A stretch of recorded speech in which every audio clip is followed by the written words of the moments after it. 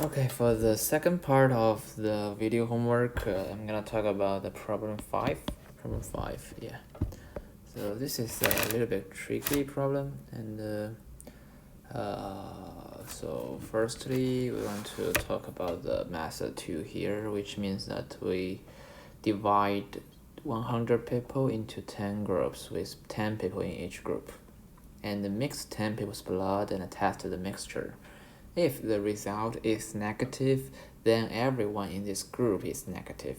If the result is positive, then we test these 10 people's blood, each by each, and in that situation, the number of tests becomes to 1 plus 10, which equals to 11. So let's firstly assume number m is the number of tests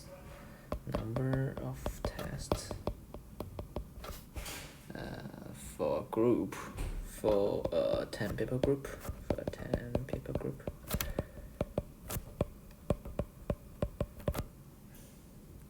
and as we described in the method 2, m can only be 1 and 11. Yeah, 1 is the event that the 10 people in this group, they're all healthy, they're all negative, so we don't have to test them again. And 11 means the event that maybe one of these 10 people or some of these 10 people, they're not healthy, the test result is positive, so we have to test these 10 people one by one, so which makes it 11. So let's write it here, positive in first test, which first test means mixture of 10 people, and the saturation of 1 is negative,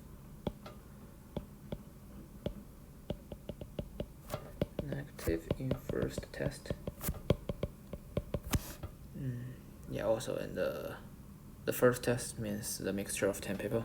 So okay,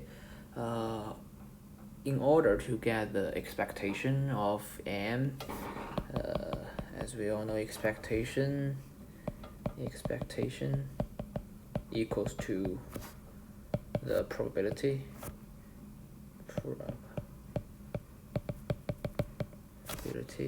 times the number, like probability times the number. When the number is 1, we can have the probability of 1. No, let's write this over. So the expectation means the probability of the certain event, like m equals to 1 times 1, yeah, which is a number of m. And also because we have 2 events here, so it's probability of m equals 11 times the number of m, 10. No, not 10, 11. Yeah. So the problem here in this equation is that we have to find the p of m equals to 1 and the p of m equals to 11. Yeah, so this is a tricky part here. So, and let's go back to the description of this problem. So we can know that the probability of one person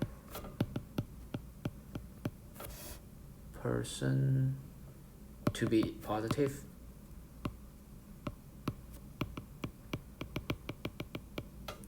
is 0.1, which means that for a certain person there is a 0.1 probability that he may not be healthy. Maybe the test result will be negative.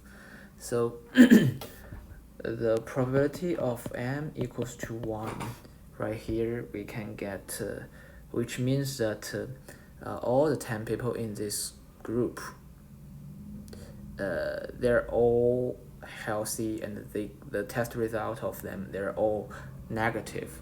So which means that for each person, the probability of them to be negative or to be healthy is 0.9, and with 10% here, we have to time 0.9 for 10 times, so it's actually 0.9 to 10.